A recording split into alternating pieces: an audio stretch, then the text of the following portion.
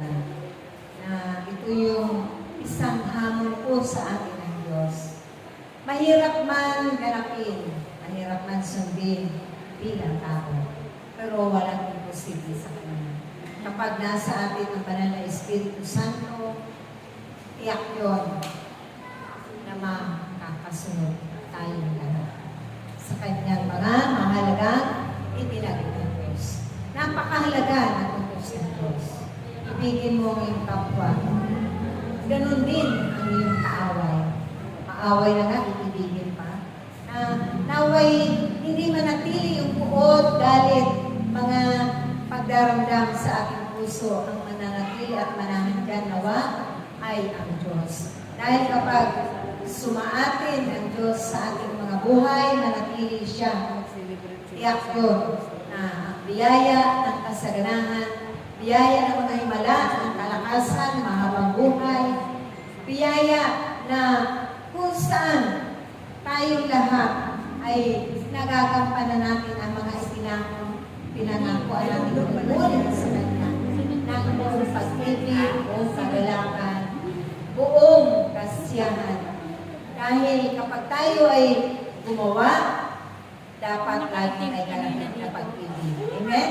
Dahil ito ang kinalulugan ng Diyos. Na hindi tayo reklamo ng reklamo. Hindi tayo naghihinawa o nagsasawa. Ganapin ang lahat. At mananatili tayo na naglilingkod na may katapatan. Sincero ang ating paglilingkod, hindi pakitang tao. Hindi pagkukunwari, walang pag-aalinlangan, walang pangamba, wala ng takot. Dahil nandiyan na ang Diyos sa buhay natin. Anuman ang mangyari, naririyan siya. Dahil lahat, kung ang pag-uusig na yan ay ating mararanasan sa ating buhay paglilingkod, praise the Lord. Dahil kapag tayo ay dumaraan sa mga pagsubok, ang kalakip nito ay mga biyaya na nagmula sa Diyos. Sa ating mga pagpapagal, tiisin sa buhay, ito'y laging may inilalaan ng Diyos na mga biyaya at pagpapala. Sabi nga, kung tayo ay minsan nabibigo, maantala ating mga ipinapanalangin, hinihingi sa Kanya, huwag tayo magdaramdam, huwag tayo magtanim ng galit, huwag tayo magagalit, magtatampo. Patuloy naman tayo sa ating pananalangin.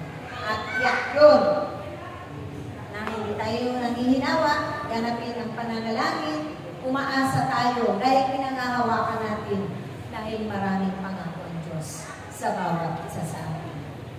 Dumarang na tayo sa mga matitinding pagsubok na ariyan ng Diyos sa mga pagkakataon yan. Dahil ito ay pinahintulutan niya upang tiningin, dalisayin tayong lahat. Sanayin tayo sa mga mahihirap na bagay. At kapag yan ay ating napagtagumpayan, praise the Lord. Gloria ang ating makakita. Amen? Gusto ba natin yun, mga kapatid? Siyempre, sa lahat ng tiisin, laging may kaakibat na biyaya at pagpapala. Naroon lagi ang dating pagpapala ng Diyos na ating makakamtan. Matuto lamang tayong magantay sa tamang oras, sa tamang panahon at pagkakataon. Tunay na ibibigay ng Diyos.